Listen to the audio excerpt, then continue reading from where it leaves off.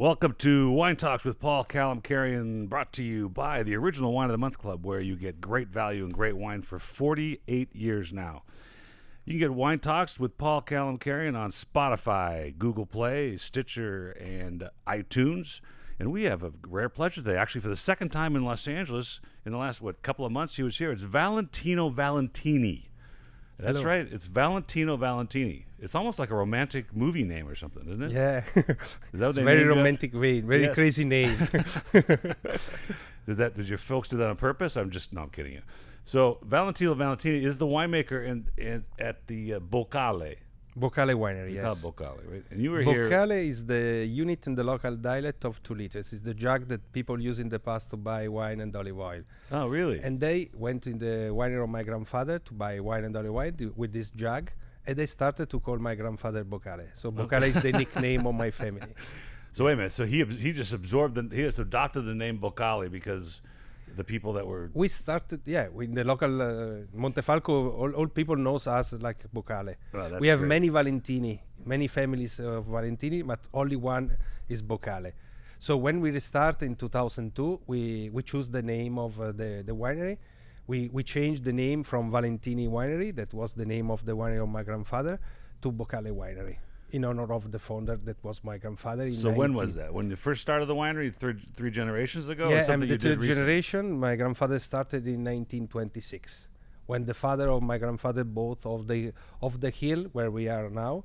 They had a very big farm of 50 hectares. They produce wine, olive oil, and we in the end of the 90s we restored all the vineyard.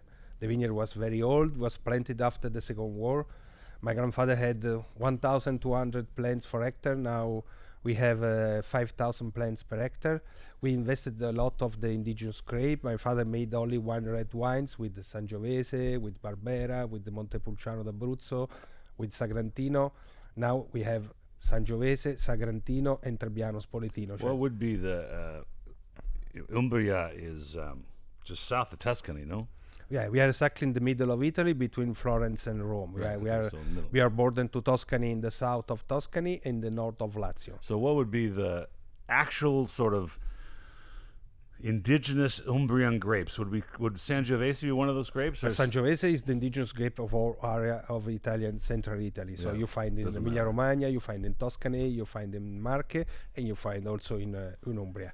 The king of the indigenous grape of Umbria is the Sagrantino. Sagrantino. And you find Sagrantino only in Montefalco and other 4 small towns around Montefalco, and all the population that lives in these 5 towns is 25,000 people, so very, very small area.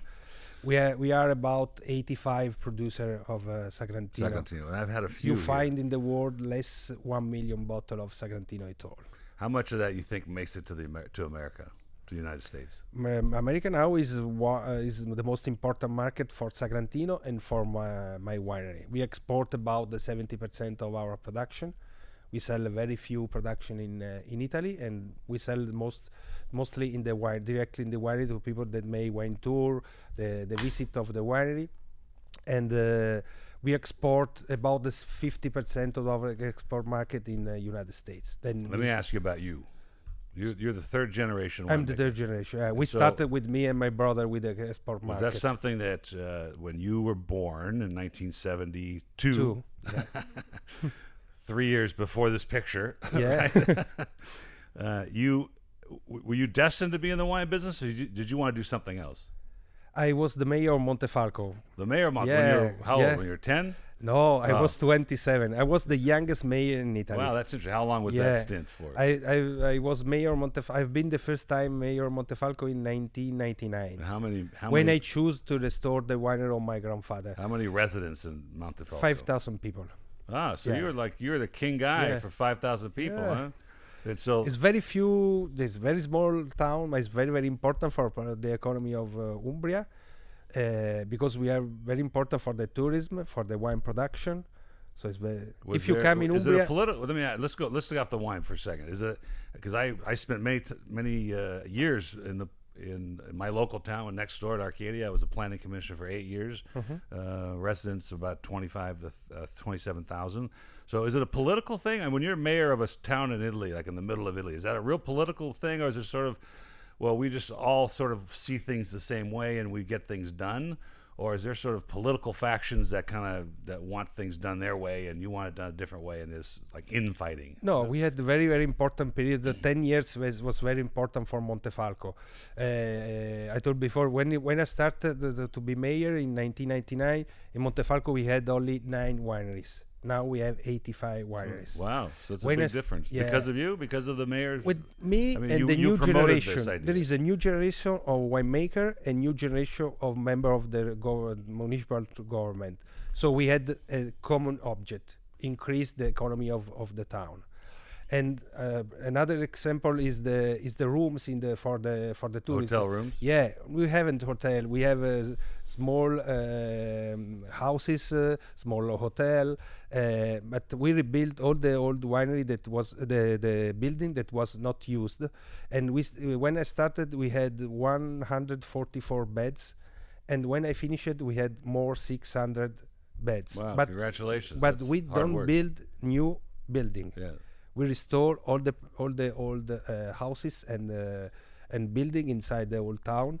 So that's very, very big. So it's become a destination for what? For wine travelers? And or Sagrantino changed the face of Montefalco. Yeah, So this is great. the reason. We had 2 important things: Sagrantino and the fresco of Benozzo Gozzoli was painted in 1452. That is Really? the starting of the Renaissance in Umbria. So people arrive in Montefalco, went in Montefalco for 2 reasons: to see, to watch this painting is very, very important for the heritage history of the culture of Umbria, Of course. and for Sagrantino. That's so interesting. So And we it's work now- all together. If the I want to member go of to the government and the winemaker. And in this period, I choose to restart the winery of my grandfather. So at the same time. Yeah, we restore all the vineyard, we restore the building, so we restart with the investment. So what about the vineyards? Were they dormant vineyards? Were they dead vineyards? You replanted them? No, Did you we resurrect replanted. them? Well, it was very old system. Yeah. We the system was planted the vineyard before was called palmetta. Is like I don't know. It's very, very high production per plant. I see. So it was a jug wine, cheap wine. Yeah, cheap wine. I told before, my grandfather made only one red wine. So we changed all the system from palmetta to cordon spools, the 5 times more plants per hectare, the same production, what with the 5 more time plants for very high quality per And per when did plant. you decide to be organic? Was that at that time you Yes, decided to in go this organic? time we started with this philosophy. We live there. My son play in the vineyard. Yes. So the first thing is for us, and then for our customers, and then we have all the philosophy is the sustainable winery. All the energy that we use in my town, in my house, and the winery come from solar energy. So we Really? start Wow. for the energy. So it's sustainable. So to Yeah, speak, we are too? totally sustainable. Is there certification? Is it certified that way, or you just practice that? We practice. Practice. Yeah. Sustainable, yeah. I understand, because Yeah. you want to give back to the community. You want to. I mean, sustainable is an interesting thing, right? It's not just the way you farm the grapes. It's how you take care of the vineyards. It's whether you irrigate. It's whether you recycle the water. It's whether you use solar Yeah, energy. of It's whether course. you pay properly. In 2 words, we are a sustainable winery that produce natural wines. This is So our on the philosophy. organic side, then you're practicing organic farming. You don't irrigate. We don't irrigate. No water. No, it's impossible. It's not. Is it allowed in It's allowed. Umbria? It's allowed. It's allowed. Only when you plant the small vineyard When you start. in the first 3 years, but before the production of the grape, then is allowed. So these vineyards now are how old? Is 19, 20, 21. And how deep do you think the roots go? I don't How know. many meters do you think the little roots? 6, 7 meter. Because every autumn, in the start of autumn, we work one lines yes, one lines no, to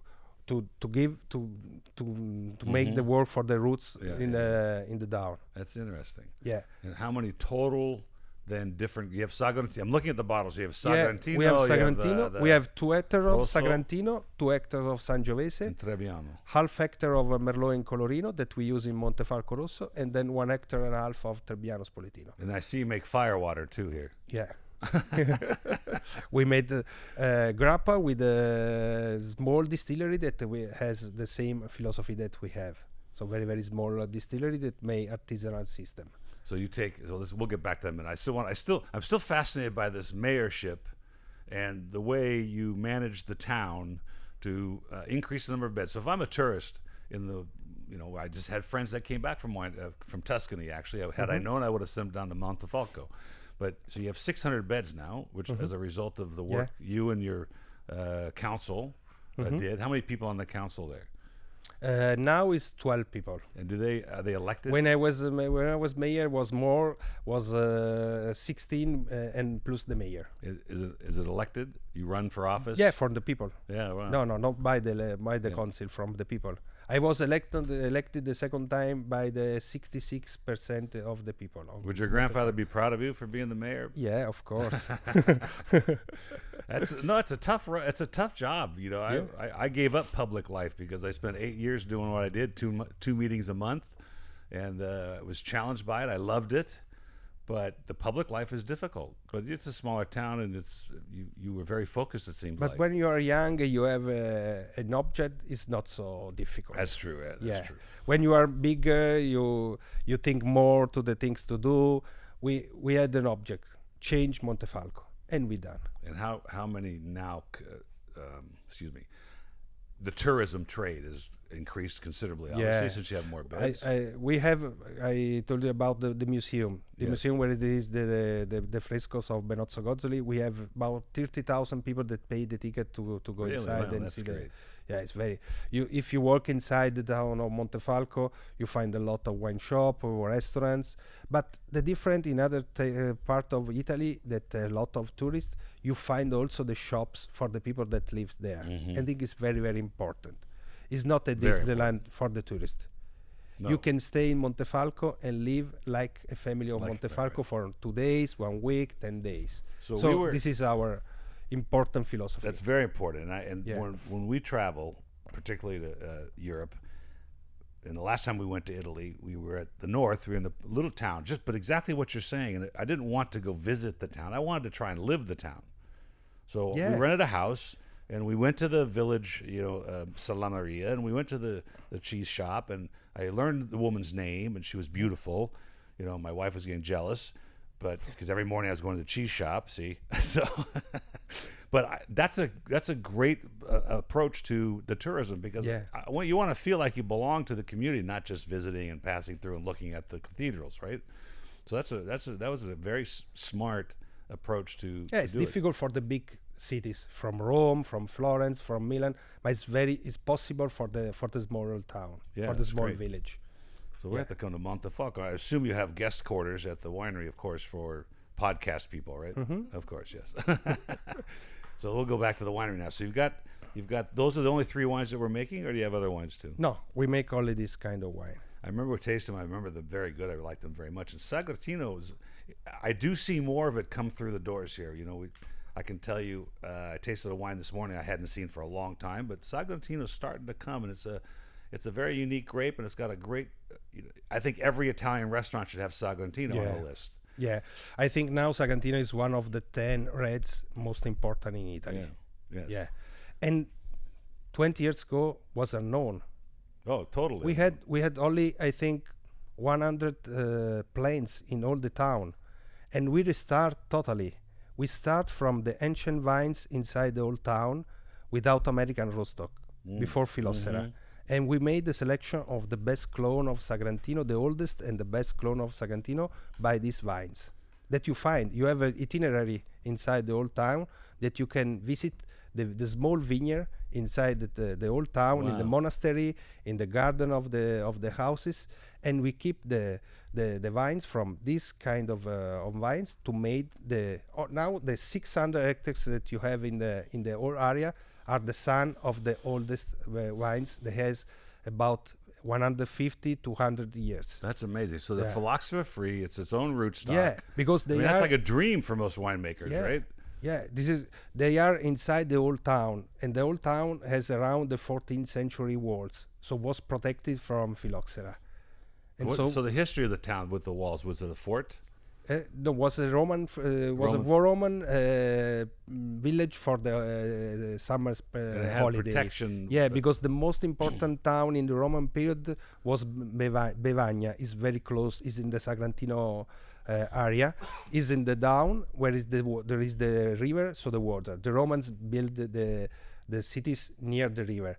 And Wow. Montefalco is in the top of the hill. Is 470 meter. So it's very Wow, good yeah, view. sure, it's up there, The yeah. nickname of Montefalco is the balcony of Umbria. From Montefalco you can see all the Umbria Valley, from Spoleto to Assisi to Perugia, and was built some houses for the holiday of the Romans. Yes. Then was founded in the late Roman period, and change all the history of Montefalco changed in the 14th century with the fighting from the Augustinian and Franciscan, because we was under the Pope, and they called the most important painters of this period Perugino is Pietro Vannucci, is the master of Raffaello, Yeah. and Benozzo Gozzoli from Florence. Wow. And they made the wonderful church in Montefalco. That's amazing. What a Yeah, great and story. it was very, very important also for the wine production. Plinio Vecchio from the Roman period told about the production of wine. He told about Itriola is a kind of wine that we don't know today. Perhaps was Sagrantino, we don't know. And so we have 2,000 years of production. We have a lot of documents in the ancient library of Montefalco. We have the rules of the statute of the town hall for the 1462. Really? Yeah, that told about the rule for the work in the field and for sell wine. Really? So, So- you guys follow those rules Yeah, still? so in the 15th century, the wine was the most important economy of the town. Then we have another very important things that the town hall established the date in the 16th century of the start of the harvest. Nobody can pick up the grape before the 20th of September. Wow. We have original document. That's amazing. And then the third important document is the starting of the selling of the wine, like the wine bar today. Is a new rule of the town hall to the monastery of the Franciscan monks before you can buy the wine and drink in your house. And with this new rule started the wine bar that we know today. You can That's drink, amazing. you can buy and drink one what glass year was of this that this document was made? Yeah, we This have rule? all What- of this rule. What year was this rule? This rule was in the 1753. Wow. So Yeah. it's kind of embarrassing because the wine trade in California is like maybe 200 years old, Yeah. right? And in Montefalco, it's 2,000 years old. Yeah, 2000. Yeah. So is there... Then we was the most important place for the wine production since the 1926, where in Montefalco take place the most important wine fair of our area. Mhm. Then from the First World War and the Second World War, we have a black period, and all stopped. Wow, from and- 1918 to 1940? Yeah, from the 39? 1918 to the 20 years. 70s, because Sagrantino was changed with other kind of grapes, because Sagrantino is very, very strange grape. We have to understand, we have about 9 tons per hectare for Sangiovese or other red grapes, So and like we 4 have times the 5 Sangiovese, yeah? tons, exactly the half. So after the war, people like my grandfather changed Sagrantino with Montepulciano, with Sangiovese, with Barbera to make more quantity. And we restart with the indigenous grape in the end of the 80s, in the half of 19th, and we reinvest in Sagrantino and Trebbiano Spoletino. Wow. So, the in this period, Trebbiano is... I mean, Trebbiano, the white grape of that general area, right? Yeah. The central part of Italy. But- What about other white grapes? yeah, but the name is the same. You find Trebbiano in Lago di Garda, Yeah, you find right. in Tuscany, Right, you right, find in right. Abruzzo. Mhm. The name is the same, is a totally different kind of clone. The other kind of grape, you have the pick up the harvest in the end of August. Trebbiano Spoletino, you have the harvest in the late last days of October. So It's it's a late, total- a late ripening grape. Yeah, totally different. Wow. You can have a cryo maceration. So we press after 2 days of maceration with the skin. So it's totally different kind of Okay, wine, more structure. And Sangiovese and Sagrantino are the grape of the hills of Montefalco. Trebbiano Spoletino is the grape of the valley, from Montefalco and Spoleto. And I told you a very strange history for the Trebbiano, because in the past, like my grandfather, they had money to make the vineyard like today.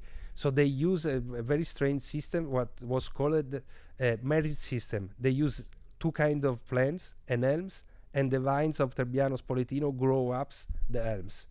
So it's very, very strange system, and was called merit system. For what? For the nutrients of the water, or why would they do that? Because they haven't money to make the lines, the vineyard like today. So they have a lot of elms, and the vineyard and the vines grow up on the elms. Wow, that's really interesting. Yeah. Do you have some of that still? We have some, Just for your grandfather's sake? We protecting now all the. We have, I think, 100, not more, plants of Trebbiano with the old system. Now we use Guyot for growing up the Trebbiano Spoletino. Okay, so for you now, you've got organic practices in the vineyard, so that when your kids are crawling around and they're playing in the dirt, that they're not getting pesticides. You can, if you come today, you find the grass in all the vineyard, and the weeds and everything. We don't use chemical products. We don't use herbicide. We use all organic and mineral fertilizer. We use 1 year mineral and 1 year the green manure. And then when you after you hand harvest. Yeah, of course. We made all the work in the vines with the hand. So you bring it from into the pruning, from the green pruning. The selection of the grape is very, very important. In July we made the selection of the grape. When the grape changing color from green to red, we choose the best bunches and cut. Last year, when we have a very, very rainy spring, we cut about the 20-25% of the grape in the. That became grappa, or what happened to that? Then we work in August with the leaves. If we have a rain or sunny summer. And then we have the harvest. So then once you pick, there's a whole movement of sulfur, and everybody needs to understand that sulfur dioxide is part of the fermentation process. There really is no such thing as sulfur-free wines because it comes out. But we get to the winery and we're going to process. We're not going to touch the wine as much as we can. With the winemaker, your job is to do what? Is to make sure that you extract from the grape. Yeah, we have the vineyard all around the building of the winery. So we pick up and immediately we press and we put inside the still for fermentation, and we use small boxes because we need to press the grape when we decide to press. We don't press. It's not exactly name. We cut the skin and we put inside the still because the skin is the most important thing for the reds and for the Trebbiano. Yeah. So we cut and we put inside the still, and we have 3 different timing of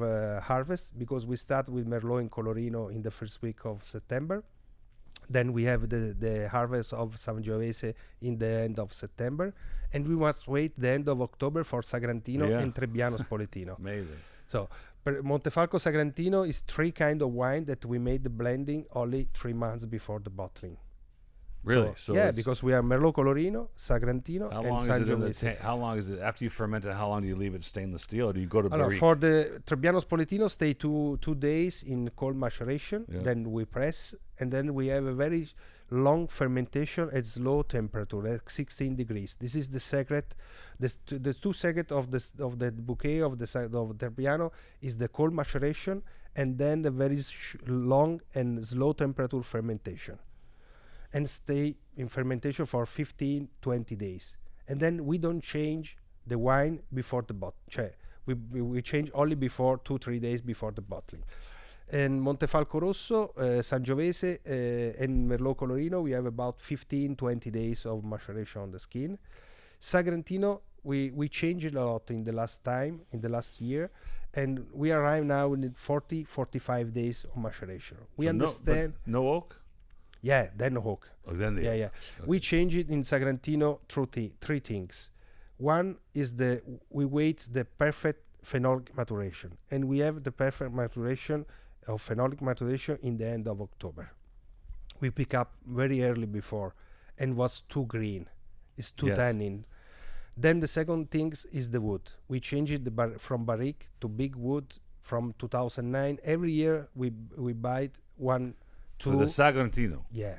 So you went from the We use now 1,000 liter barrel for the aging. really 1,000 liters. Yeah. Yeah, 1,000 Is liter that barrel. redwood? What is it? Is it oak? It's No. French oak. It's French oak. French oak, but barrel made in Italy. Wow. And the third thing that's very, very important is the timing of the maturation. In the past, we think that longer maturation is more extraction of tannins. Sagrantino is the wine with more concentration of tannins. Yes. Yes. And we understand that it's exactly the opposite. Longer is the timing of the maturation, more drinkable became the tannins. Yes. Then Sagrantino has another characteristic that is a red wine with more concentration of antioxidant, more than the other. I've heard that's number one. Is the number one. And if you look the vineyard during the autumn, when the leaves change in color, of the other kinds of grape became yellow. The leaves became yellow. Yeah. In the Sagrantino caves became red because you find the antioxidant on the skin and then in the grape, of course, in the wine, and also in the leaves. Really? So you're able to, you can see in the leaves, amphithology, or the study of the leaves, right?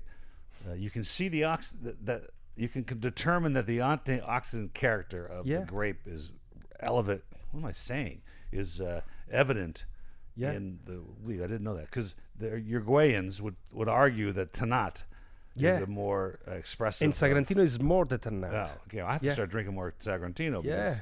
It's I a wanna live a healthy long wine time. if you drink, of course, two glasses during the meal.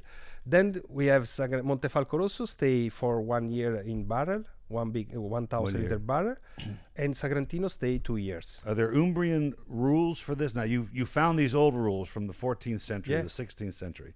Are some of those rules applied to what you could do with the wines? And for instance, how long they stayed in oak, or is that not? For the Montefalco Rosso, the rule doesn't no rules. No rule for the we the have the winemakers. rule for the dock, but the only rule is the aging for 1.5 months. No wood and no bottle.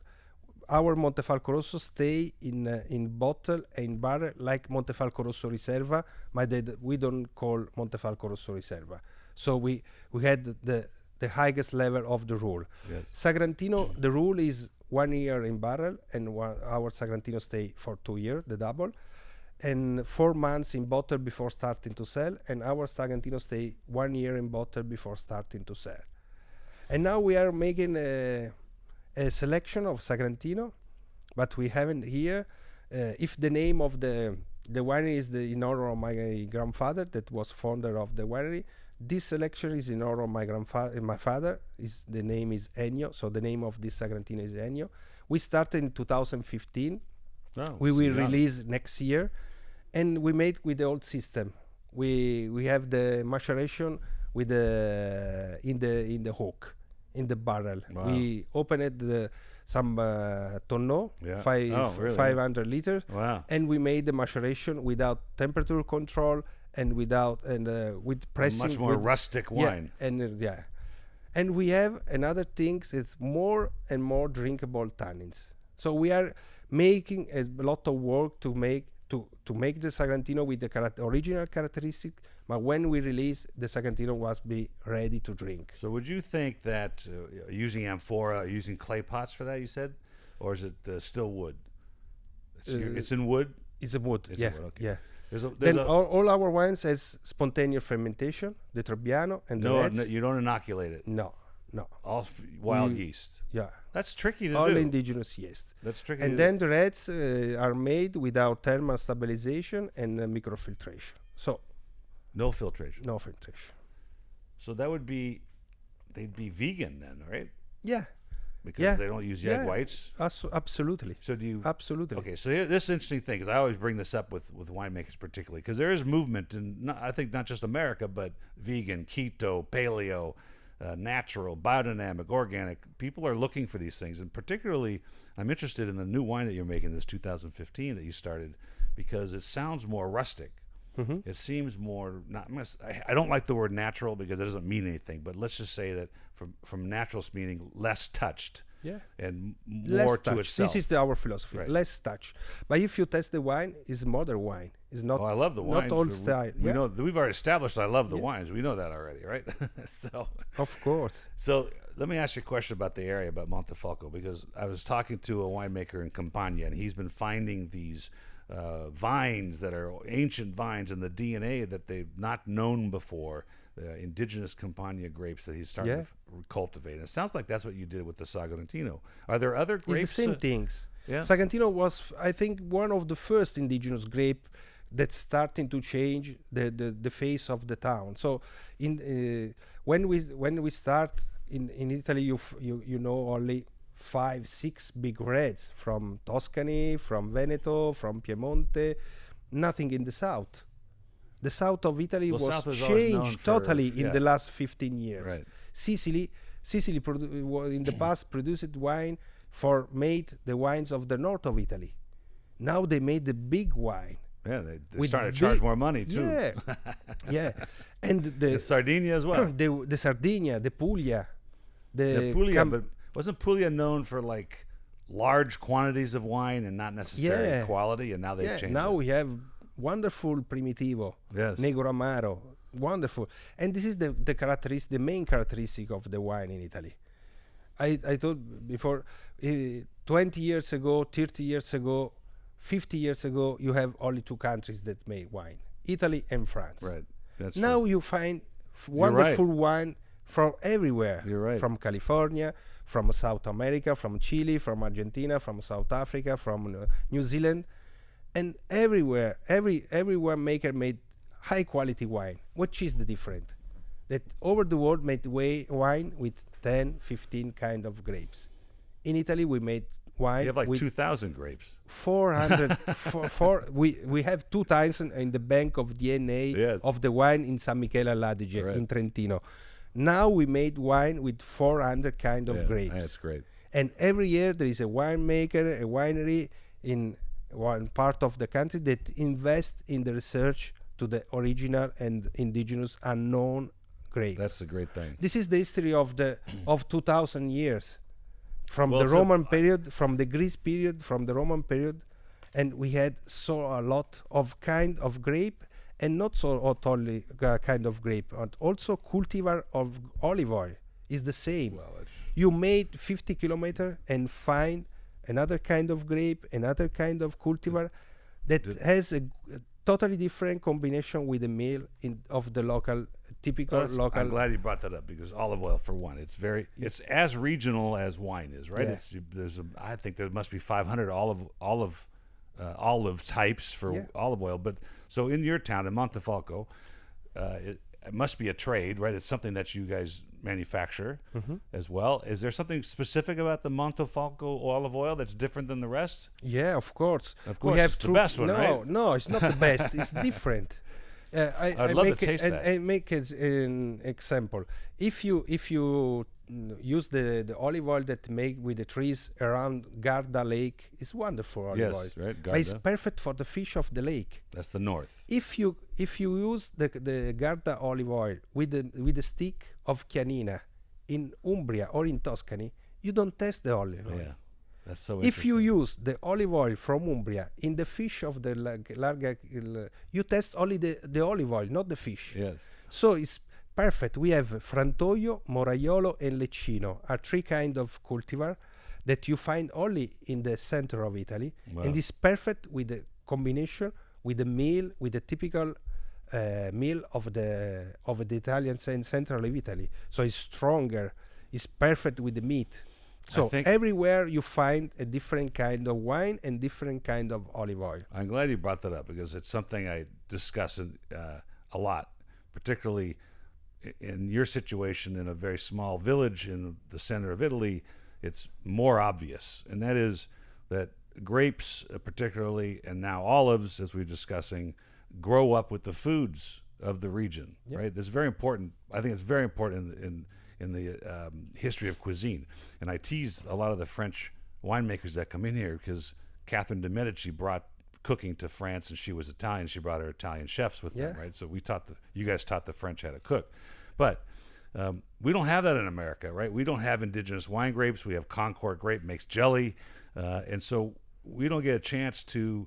We have to create the cuisine from the things that we're given. We didn't get to grow with history and flavors and our palate evolving with the foods of our region. So in Montefalco, what if I came to Montefalco tomorrow and I went in one of your new hotels, well, a whole building, new room, and I ordered and I went to the restaurant, what would you tell me to order with the Sagrantino? That's local. With the Sagrantino, you have two combination. One is perfect with the steak of Chianina. Chianina is the white cow of the center of Italy. It's very, very big cow that my grandfather used for like a tractor in the vineyard, in the field. Now we use for the steak. And then we have... How's that prepared? Is it just grilled, fire grilled? Yeah, grilled or with the is it a fatty? Is the white cow a fatty cow? You can cook also with a reduction of Sagrantino. Oh, wow. Yeah, so it's fantastic. We don't have that here. It's fantastic, yeah. And then we have the chicken, roasted chicken. Is a homemade chicken that you can test with the Sagrantino. Then we have another kind of Sagrantino that today we haven't here, is the Passito. With the same grape, Sagrantino grape, we make two kind of wine totally different. So after we have the harvest just 1 week before because we choose the smaller bunches. Then we put on the mats for 2.5 months. Wow. So we dry the grape. When we work the grape for the Sagrantino dry, we have the sugar inside about 22, 23 sugar degrees. When we work the grape for the Passito, we have over 30 sugar degrees. Wow. So 50. when we have fermentation, not all sugar became alcohol because at 14.5, 15 of alcohol, alcohol kills the yeast and stop fermentation. Yeah, right. But it's unusual the third wine. It's self-stopping, right? Yeah, but it's unusual the third wine because the starting of this wine is sweet, of course, but the end for the tannins of the Sagrantino is dry. Wow, that's pretty interesting. You have two kind of combination. So with the Sagrantino is the king of the meat. Sagrantino Passito you can drink with the chocolate or kind of cake from chocolate, but also with ripe cheese. With pecorino is perfect combination. A pecorino. Yeah, pecorino. Aged Grana Padano. Oh my goodness! Yeah. Did you bring the Passito with you? Yeah, no, not now. But well, it's been a great pleasure having you. I'm going to say it again because I like saying it. Valentino Valentini. I loved having you here. Thank you so much for your to see you again, which I appreciate. I hope your continuing trip in the United States is successful. Yeah, I had the last step in New York. I arrived from Georgia, in San Diego, so Los Angeles, and New York. So that's a huge trip. You have to visit Leonelli. Mm-hmm. It's an Italian restaurant. Uh-huh. My daughter is the baking chef. She makes Perfect. the breads and the crackers. And the head chef, is a very well-known New York chef, Jonathan Beno. And it's in a hotel called the Hotel Evelyn. It's Upper West Side, I think. Mm-hmm. So Leonelli. Okay. Bene, it's Italian restaurant. Yes, it's very good. It's been a pleasure. Thank you for coming. Thank you so much. Cheers.